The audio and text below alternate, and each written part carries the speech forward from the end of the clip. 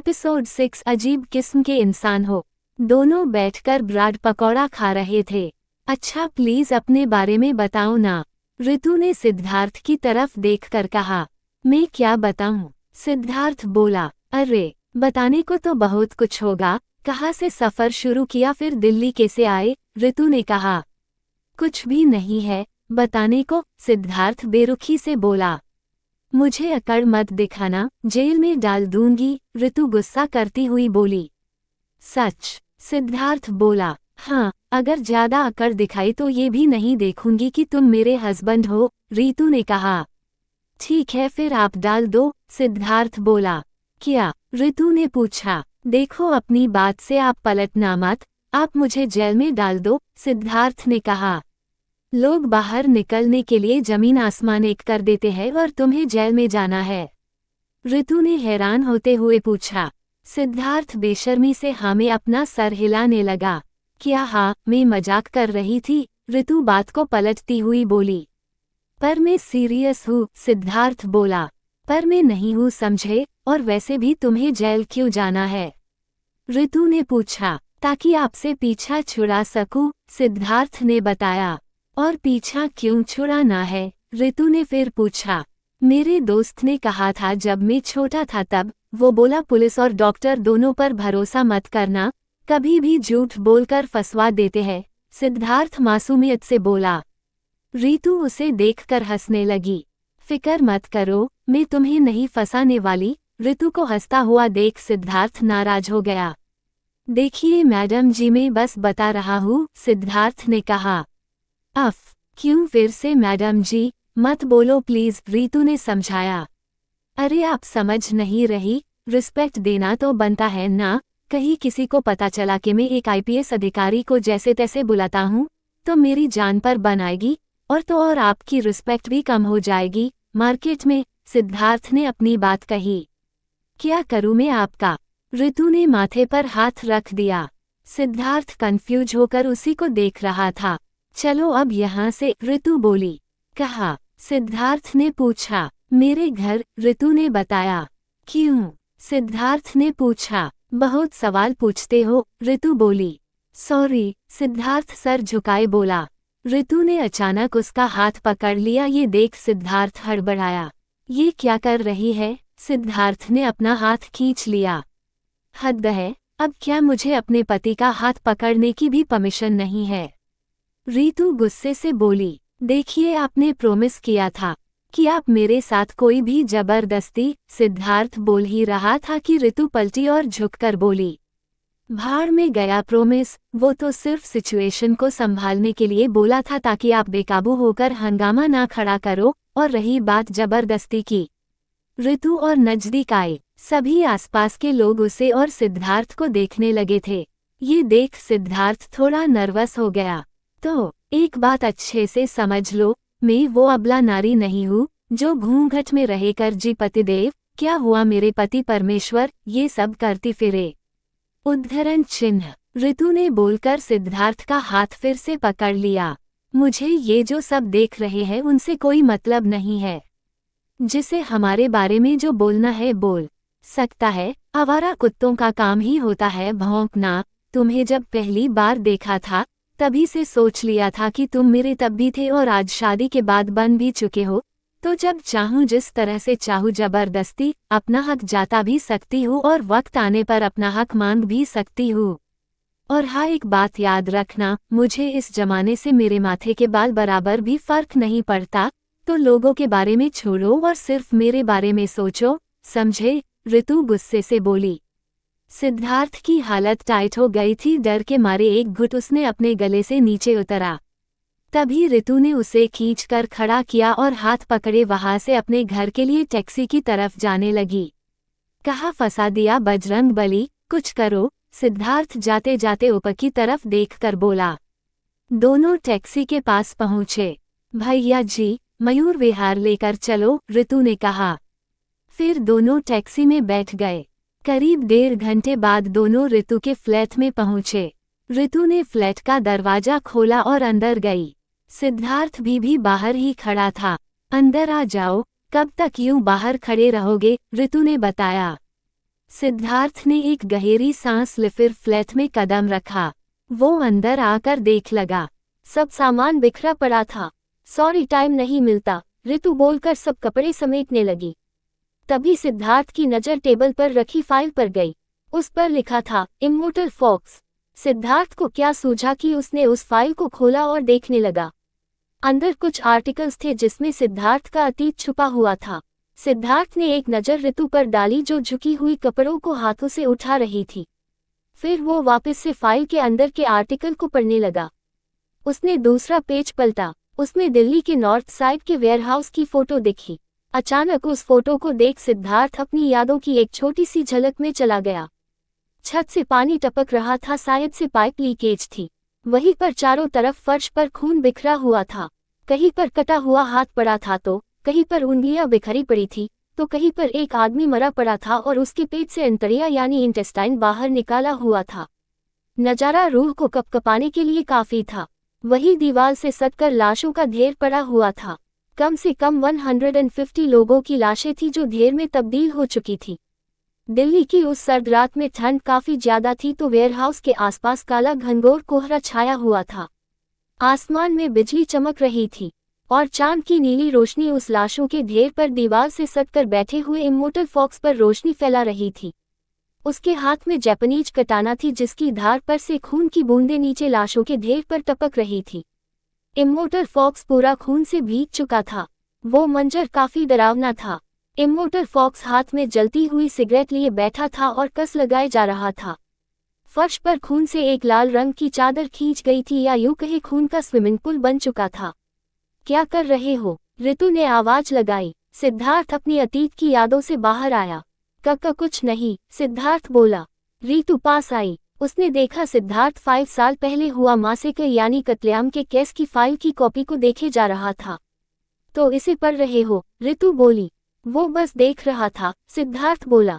हाँ, देख सकते हो। वैसे भी ये एक ऐसा केस है जिसे दिल्ली पुलिस आज तक सॉल्व नहीं कर पाई, ऋतु ने फाइल बंद करते हुए कहा।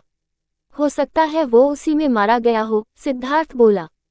इतना तेज दिमाग वाला जिसने कई चोरियां की, किडनैपिंग की और पूरी सल्तनत को हिला कर रख दिया, वो और मारा जाए? नामुमकिन, ऋतु बोली। फिर खींचकर सिद्धार्थ को किचन में लेकर आई और स्टूल पर बिठा दिया। या फिर वो सुधर गया हो, मेरा मतलब जुर्म की दुनिया का रास्ता ही छोड़ दिया हो, सिद्धार्थ ने कहा। नहीं हो सकता, ऐसे लोगों को तो जहानुम में भी जगह नसीब नहीं होगी, ऋतु गुस्से से बोली। सुना है इंसान बेहतर बन सकते हैं, उसने किसी निर्दोष की हत्या नहीं की आज तक, सिद्धार्थ ने कहा। इंसान सुधर सकते हैं, हैवान नहीं, ऋतु बोली। फिर आगे कहा, जानवर भी उससे अच्छे होंगे, वो तो इंसान कहलाने लायक भी नहीं था। वैसे भी तुम क्यों उसे डिफेंड कर रहे हो? कहीं तुम ही तो इमोर्टल फॉक्स तो नहीं हो? ऋतु सिद्धार्थ के चेहरे को नजदीक से देखती हुई बोली। सिद्धार्थ हड़बड़ाया। ये क्या बोल रही हो मैडम जी? सिद्धार्थ बोला। मैंने तो बस ये सब हरीश कांस्टेबल के मुंह से सुना था, सिद्धार्थ ने बताया। हाँ सुना होगा, वही है जो हमेशा उसकी तारीफ करते रहते हैं, ऋतु बोली। ऐसा क्यों? सिद्धार्थ ने पूछा। क्योंकि उन्हें लगता है कि उस फॉक्स ने शायद से सही किया, सबको मार के, जो काम कोई नहीं कर पाया, जिन लोगों ने कानून का फायदा उठा कर रखा था, जो आए दिन वकीलों की वजह से बच जाते थे, उसे फॉक्स ने मार दिया और दिल्ली को क्राइम फ्री करने में अपना योगदान दिया, ऋतु पानी का ग्लास भरती हुई बोली। काफी ऊंचे विचार है, सिद्धार्थ हैरानी से बोला। खैर ये सब छोड़ो, मुझे अपने बारे में बताओ, ऋतु किचन के प्लेटफॉर्म पर सिद्धार्थ की बाजू में बैठती हुई बोली।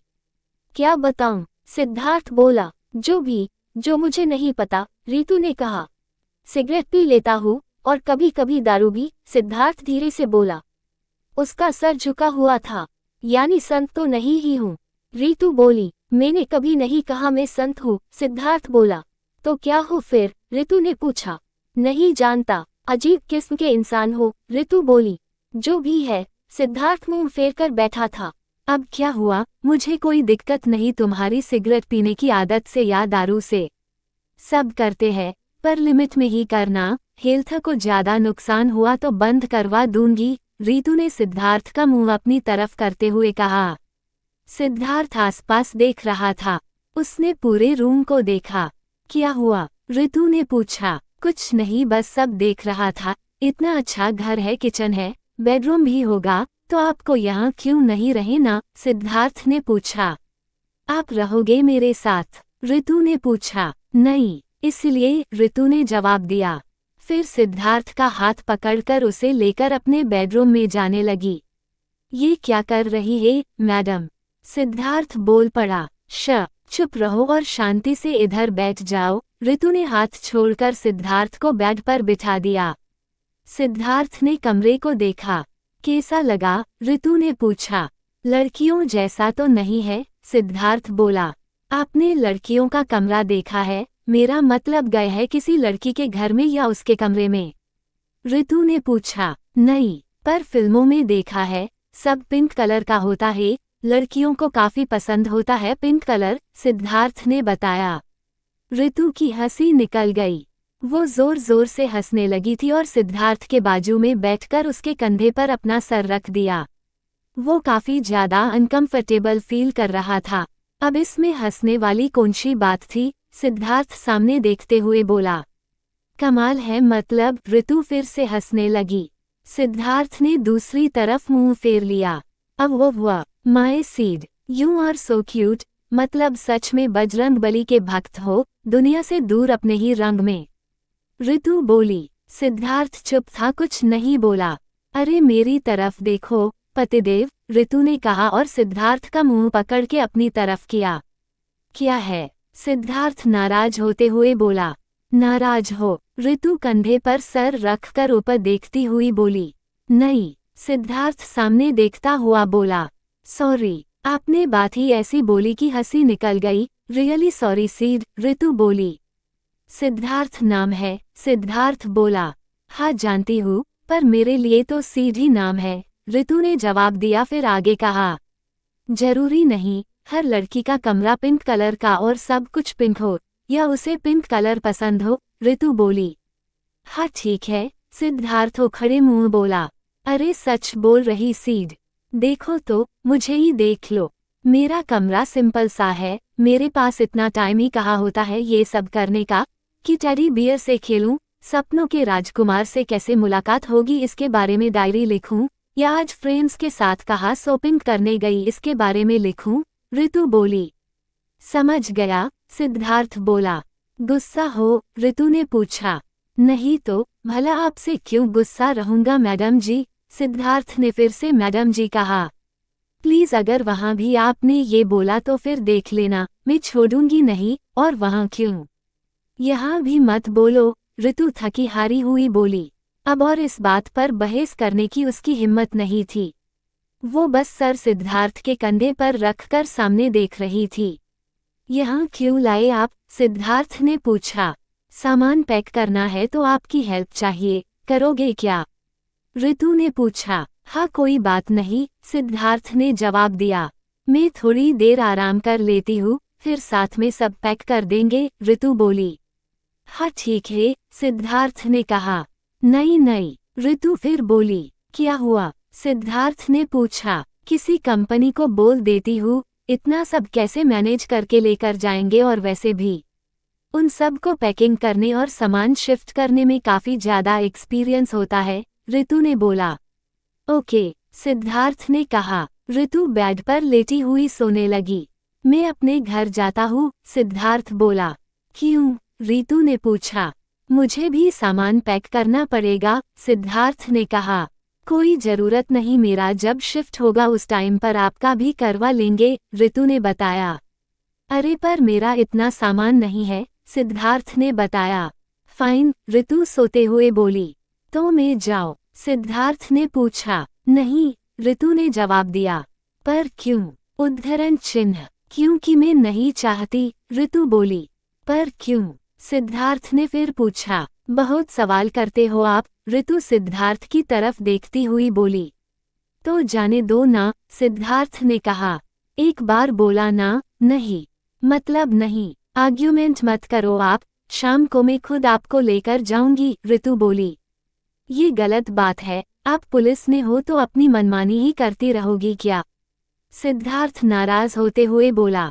फाइन, में कॉल करके बोल देती हूँ, वो लोग बुलडोजर लेकर पहुंच जाएंगे और इस बार आपके घर को ही गिराने के लिए बोल देती हूँ, ना रहेगा बांस ना बजेगी बांसुरी, ऋतु ने बोलकर लेटे हुए ही अपना फोन निकाल।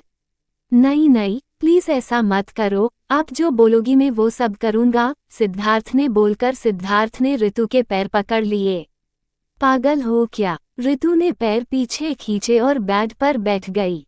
ऋतु का गुस्सा देख सिद्धार्थ सच में डर गया। ये हो क्या गया है आपको? इतना सीधा इंसान पहली बार लाइफ में देख रही हूँ, ऋतु हैरानी से सिद्धार्थ को देखती हुई बोली। सॉरी, सिद्धार्थ बोला, प्लीज ये सब मत करो, अच्छा नहीं लगता, ऋतु चिढ़ती हुई बोली।